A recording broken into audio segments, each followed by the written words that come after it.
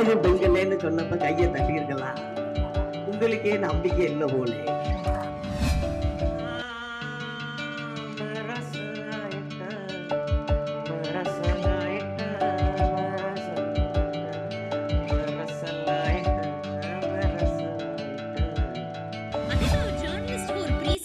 இருக்கக்கூடாது. இந்த மாதிரி இவங்க இப்படிதான் இருப்பாங்க.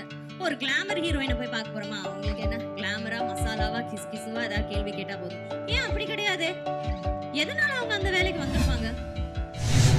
எல்லா இடத்துலயும் எப்பவுமே சொல்ற ஒரு விஷயம் தான், நான் லைஃப்ல அதாவது கனவுல கூட யோசிச்சு பார்க்காத ஒரு விஷயத்த நம்மளுடைய தமிழ் மக்கள் எல்லாரும் சேர்ந்து எனக்கு கொடுத்துருக்குறாங்க. நான் என்னைக்குமே சும்மா இருக்கும்போது ஒரு ஜாலிக்காக கூட நான் ஹீரோ ஆயிடுவேன் அப்படின்லாம் நான் நினைச்சதே கிடையாது. சினிமாவில் நடிக்கணும் அப்படின்ற ஒரு ஆசையை மட்டும் தேக்கி வச்சுட்டு இருந்தேன். அதே வெளியே சொன்னா கிண்டல் பண்ணுவாங்களோ அப்படின்ற ஆள் தான் நான். அது மாதிரி நீங்களும் அதுல இருக்கீங்க கண்டிப்பா. நீங்க எல்லாரும் சேர்ந்து கொடுத்த ஒரு இடம் தான் இது. நான் கடந்து வந்த பாதையில சில விஷயங்கள் மட்டும் தெரிஞ்சுக்கிட்டேன். ஒவ்வொருத்தருக்கான உழைப்பு கஷ்டங்கள் அது எல்லாமே இருக்கும். எல்லாருக்குமான கஷ்டங்கள் இருக்கும். நான் மட்டும் தான் கஷ்டப்பட்டேன், நான் கஷ்டப்பட்டதுனாலதான் ஜெயிச்சேன் அப்படின்னு சொல்ல முடியாது. அண்ட் சினிமால வந்து ஸ்டார் ஆனாதான் அவங்க கஷ்டப்பட்டு ஜெயிச்சாங்கன்றது கிடையாது. ஒவ்வொரு துறையில இருக்கவங்களுக்கும் ஒவ்வொரு வேலையில இருக்கவங்களுக்கும் அவங்களுக்கான கஷ்டங்கள் அவங்களுக்கான உயரம் அது எல்லாமே இருக்கு.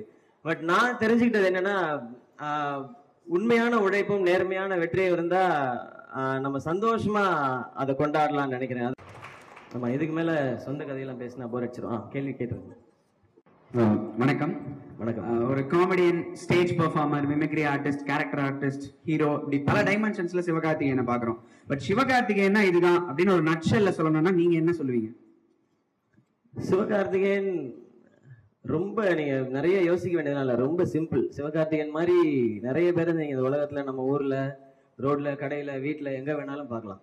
நீங்க எல்லாரும் எப்படியோ அப்படிதான். அது அப்பவும் சரி இப்பவும் சரி. எனக்கு தெரிஞ்சு எனக்கு எல்லாமே ஸ்கிரீன்ல என்னை பிடிக்கிறதுக்கு காரணமும் அதுதான். நான் ஒரு எக்ஸ்ட்ராடினரியான ஆக்டர், என்னைய மாதிரி நடிக்கிறதுக்கு யாருமே இல்லை அப்படிங்கிறது அதெல்லாம் இல்லவே இல்லை. ஆடியன்ஸ் பார்க்கும்பொழுது நம்மள மாதிரியே ஒருத்தன் ஸ்கிரீன்ல பண்றானே அப்படிங்கறதான் சக்சஸுக்கு காரணம்னு நினைக்கிறேன். அதுதான் சிவகார்த்திகேயன். ப்ரோ எல்லா வாய்ஸ்ல வரணும். MP3 பிளேயரா தட்டி ஒவ்வொன்னா கேட்கறதுக்கு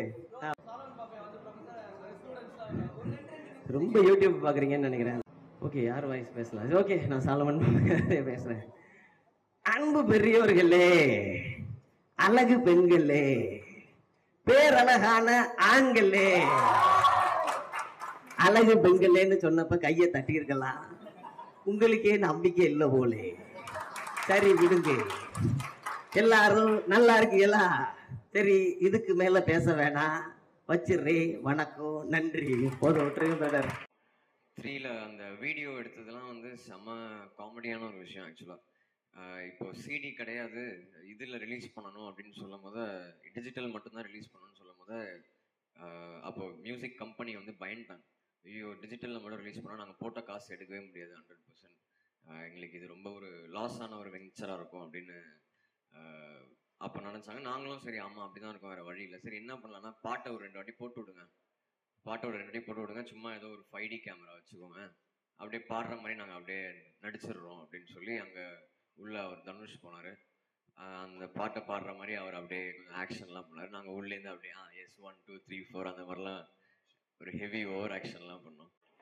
உங்களோட அந்த கொலவெரி சாங்கோட ரஃப் வெர்ஷனை இன்டர்நெட்ல ரிலீஸ் பண்ணவங்க இப்போ யாருன்னு உங்களுக்கு தெரிஞ்சதுன்னா நீங்க அவங்கள பார்த்தீங்கன்னா என்ன பண்ணுவீங்க? என் சொத்துல பாதி எழுதி கொடுத்துருவாரு. ஆக்சுவலாக அது கண்டுபிடிக்க ட்ரை பண்ணோம். ஃபர்ஸ்ட் அது வரும்போது உண்மையாகவே ரொம்ப டிப்ரெஸ்ட் ஆயிடுச்சு. ஏன்னா நம்மளோட ஃபர்ஸ்ட் சாங் ஒரு 21 year old பாய் அந்த டைமில் ஃபர்ஸ்ட் சாங்கே வந்து ஒரு ரொம்ப பேட் வேர்ஷன் வந்து இன்டர்நெட்டில் வரும்போது ஏமா அப்படி நம்மளை பண்ணியிருப்பான் அப்படின்னு யோசிச்சு அதுக்காக ரிசர்ச்லாம் பண்ணோம். லாஸ்ட் என்ன கண்டுபிடிச்சோன்னா, அது அப்லோட் ஆன இடம் வந்து ராமேஸ்வரத்துலேருந்து ஏதோ ஒரு இன்டர்நெட் சென்டர்லேருந்து அப்லோட் ஆயிருந்தது. இடத்தெல்லாம் கண்டுபிடிச்சிட்டோம். பட் அதுக்குள்ளே பாட்டு ஒரிஜினல் ரிலீஸ் ஆயிடுச்சு. அதுக்கப்புறம் ஒரு இன்டர்வியூலாம் சொல்லியிருந்தேன், அதான் நீங்கள் சொல்கிற மாதிரி இன்னைக்கு யார் எக்ஸாக்டான ஆளுன்னு கண்டுபிடிச்சா இது வரைக்கும் நான் சம்பாதிச்சதில் பாதிக்கு மேலே அவர்கிட்ட கொடுத்துரும். ஏன்னா அவருக்கு தான் ஆக்சுவலாக அதை பேசியிருக்கோம். ஹலோ சார், மேக்க ஒரு சின்ன மியூசிக் இப்போ போட்டு காமிக்க முடியுமா எங்களுக்கு? இல்லை ஏதோ சாங் பாட முடியுமா? டெஸ்டிங்கா?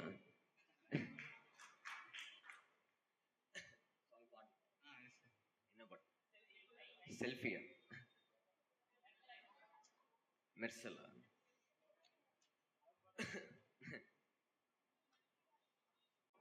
மொத்த தப்பா பார்த்தேன் உன்ன பேஜாராய் போய் நின்ன கிருஷ்ணாயில ஊத்தாம பத்த வச்சிய கோழ தண்ணிய நான் மரசலாயிட்ட மரசலாயிட்ட மரசலாயிட்ட மரசலாயிட்ட மரசலாயிட்ட. தேங்க்யூ. டெஸ்ட் பாஸா? ஹாய். ஹாய். உங்களோட மியூசிக்கை பத்தி வர பாசிட்டிவ் ரிவ்யூஸும் நெகட்டிவ் ரிவ்யூஸும் நீங்க எப்படி பாக்குறீங்க? பாசிட்டிவ் விஷயம் நெகட்டிவ் விஷயமா? பாசிட்டிவ் விஷயம் என்னோட சின்ன நாலேஜுக்கு தெரிஞ்ச வரைக்கும் என்னோட ஏஜ் தான் பாசிட்டிவான விஷயம். இப்போ என்னோட ஃப்ரெண்ட்ஸோ என்னோட எப்படி சொல்றது என்னோட சர்க்கிளோ வந்து என்ன மியூசிக் கேட்பாங்கன்னு வந்து அதே மியூசிக் தான் நானும் கேட்குறேன். இப்போ வேர்ல்டு ஓவர் எல்லாருமே வந்து மியூசிக் ஃபேன்ஸ் தான். அப்படி இருக்கும்போது அவங்க என்ன இன்னைக்கு ட்ரெண்ட்ல மியூசிக் கேட்குறாங்க அப்படின்னு சொல்லி இருக்கோ அதே ஒரு ஃபீல்டில் தான் நானும் இருப்பேன். இப்போ what they are going through தான் நானும் கோ த்ரூ பண்ணுவேன். ஸோ அப்படி இருக்கும்போது அந்த ஏஜ் வந்து ஒரு பெரிய ஒரு ஹெல்ப் ஒரு அட்வான்டேஜாக இருக்குது. நிறைய பேர் யோசிப்பாங்க அது எவ்வளோ சின்ன வயசு அப்படின்னு யோசிப்பாங்க. பட் எண்ட் ஆஃப் த டே இப்போ இருக்கிற ஸ்கூல்ஸ் அண்ட் காலேஜஸ் தான் என்னோட ஆடியன்ஸ்னு வந்து நான் கண்டிப்பாக அதை சொல்லி ஆகும். எனக்கு வந்து ஒரு 30 ஒரு 40 இயர்ஸ்க்கு மேலே இருக்கிறவங்கள விட கண்டிப்பாக என்னோட பாட்டை கேட்குறவங்க கண்டிப்பாக ஸ்கூல்ஸ் அண்ட் காலேஜஸ் தான். ஸோ அப்படி இருக்கும்போது நானும் அந்த ஏஜ் குரூப்ல இருக்கிறதுனால அது ஒரு பெரிய அட்வான்டேஜாக இருக்கும். அது ஒரு பாசிட்டிவ்னு சொல்லலாம். அதே மாதிரி ஒரு ஜேர்னலிஸ்டுக்கு ஒரு ப்ரீசெட் நோஷன் இருக்கக்கூடாது. இந்த மாதிரி இவங்க இப்படிதான் இருப்பாங்க. ஒரு கிளாமர் ஹீரோயினை போய் பார்க்க போறோமா, அவங்களுக்கு என்ன கிளாமரா மசாலாவா கிஸ்கிசுவா ஏதாவது கேள்வி கேட்டா போதும். ஏன் அப்படி கிடையாது? எதனால அவங்க அந்த வேலைக்கு வந்திருப்பாங்க? அவங்க வேலையை ஒரு ஐட்டம் சாங் ஆடுறது எவ்வளவு கஷ்டம் தெரியுமா? நீங்க பார்க்கும்போது ஒரு ஐட்டம் சாங் ஆடுறவங்கள தான் நம்ம பார்க்க போறோம் அப்படின்னு ஒரு ப்ரீசெட் நோஷன்ல நம்ம போகலாம். ஃபார் எக்ஸாம்பிள் ஐட்டம் சாங் ஆடுறாங்கன்னா அந்த 5 நாள் ஆடுறாங்கன்னு வச்சுக்கோங்களேன். 5 நாளும் வெறும் லிக்விட் தான் அவங்க குடிப்பாங்க, சாப்பாடு சாப்பிட மாட்டாங்க. ஏன்னா அவங்களோட மிட் ரிப் போர்ஷன் காட்டி தான் அவங்க டான்ஸ் ஆடுறாங்க இல்லையா? முக்காவாசி பாடல்கள் எப்படி அவங்க ஃபிளாட்டா இருக்கு அவங்க சமக். ஏன்னா அவங்க எதுவுமே சாப்பிட மாட்டாங்க, ஒன்லி ஜூஸ், வெறும் ஜூஸ் தான். சிம்ரனோட இடுப்பு எவ்வளவு பிடிக்கும் நம்ம எல்லாருக்கும், பிடிக்குமா இல்லையா? ரெஸ்ட் இருக்கும். அந்த ரெஸ்பெக்ட் எப்படி வரும் அந்த வேலையிலையும்? ஏன்னா அவங்க அந்த வேலைக்கு பார்க்குற கஷ்டத்தை நமக்கு தெரிஞ்சா மட்டும்தான் அவங்க மேல நமக்கு ரெஸ்பெக்ட் வரும். அந்த 4 days அவங்க ஷூட் பண்றாங்கன்னா 4 days ஜஸ்ட் லிக்விட் தான் குடிப்பாங்க சிம்ரன். Just liquid, different. அதுவும் லிக்விட் குடிச்சு நீ சும்மா இருக்கல, சும்மா நம்ம டயட் இருக்கும்போது வீட்டில் உட்காந்துருப்போம். அவங்க அப்படி 10 வாட்டி ப்ராக்டிஸ் பண்ணுவாங்க ஒரு ஸ்டெப்புக்கு. எப்படி எனர்ஜி போகும் ஒரு டான்ஸ் ஆடினா உங்களுக்கே தெரியுது இல்ல?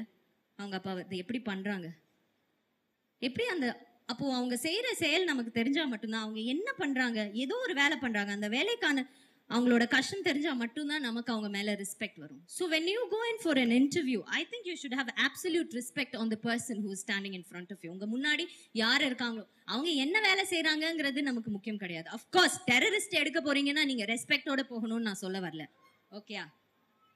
For example, எனக்கு தெரிஞ்ச எக்ஸாம்பிள்ஸ் தான் நான் கொடுக்க முடியும். If you ask your editors or your teachers or anybody, they will give you better example. So நான் ஒரு சின்ன எக்ஸாம்பிள், நாளைக்கு நீங்க ஒரு என்டர்டெயின்மெண்ட் ஃபீல்டில் இருக்கீங்க, அதுக்கான ஒரு இடம் எடுக்க போறோம்னா, ஓகேம்மா ஐட்டம் சாங் எடுக்கிற ஒருத்தங்களை பார்க்க போறோம்னா நீங்க இந்த கேள்வியை கேட்கலாமே, அவங்களோட ஐட்டம் டைம்ல டயட்னு. கட்ரினா கேஃப் அந்த பாடல் ஒன்று ஆடினாங்களே, எவ்ரி டைம் காலையில நைட் 9 o'clock இருந்து நைட் 12 o'clock வரைக்கும் டான்ஸ் ஆடுவாங்க ஷூட்டிங்.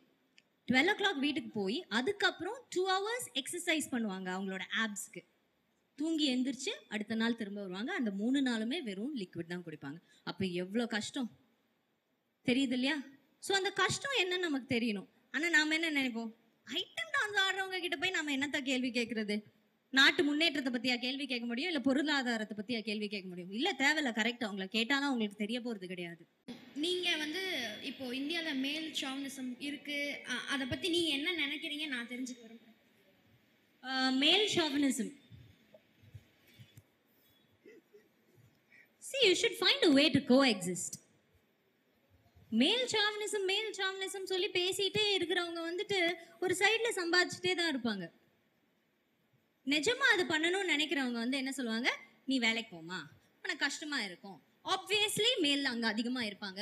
பட் நீ அதை கோ எக்ஸிஸ்ட் பண்றதுக்கான விஷயங்களை நீ உனக்குள்ள தயார்படுத்திக்கோ. Don't be week. யாராவது ஒருத்தவங்க சொல்லிட்டாங்க உன்னை அப்ரெஸ் பண்ண நினைக்கிறாங்கன்னா அதுக்காக நீ வீக் ஆயிட வேணாம். அதே சமயம் நீ தோத்து போனாலும் நீ வீக் கிடையாது. இந்த மாதிரி விஷயங்களை தான் நம்ம சொல்லி கொடுக்குமே. ஆம்பளை பசங்களை பார்த்தாலே பாட்டில் எடுத்தா அவங்க மண்டலோட அப்படின்னு சொல்லி கொடுக்க முடியாதுல்ல. You have to coexist இல்லையா? ஸோ எனக்கு I don't believe in that word lot. Yes, சில பேர் வந்து ஆல் மேல் சாவனிஸ்ட் அப்படின்னு நம்ம சொல்ல முடியாது. I personally don't believe in that word or in that thing. It is just again தனித்தனி மனிதர்கள். எவ்வளோ பேர் இருக்காங்க. என்னோட வீட்டில் என்னோட மாமனார் இருக்காங்க. இப்போ நான் கிளம்பி வரும்போது, ஐயோ உனக்கு பசிக்குமே, இந்தா பழம் எடுத்துக்குவோ அப்படின்னு சொல்லி கையில் கொடுத்து அனுப்பு. அப்போ அவர் எனக்கு தெய்வம் தான். So I see the good in him. So when you see the good in person, they'll automatically be, இது நம்மள நல்ல பையன் நினைச்சுன்னு இருக்கேன், சரி தொலைஞ்சு போகுது, இதுக்கு நம்ம நல்லதாவே நடந்துப்போம் அப்படின்னு சொல்லி அட்லீஸ்ட் ஒரு பாயிண்ட்ல போய் நீங்க லாக் பண்ணிட்டீங்கன்னா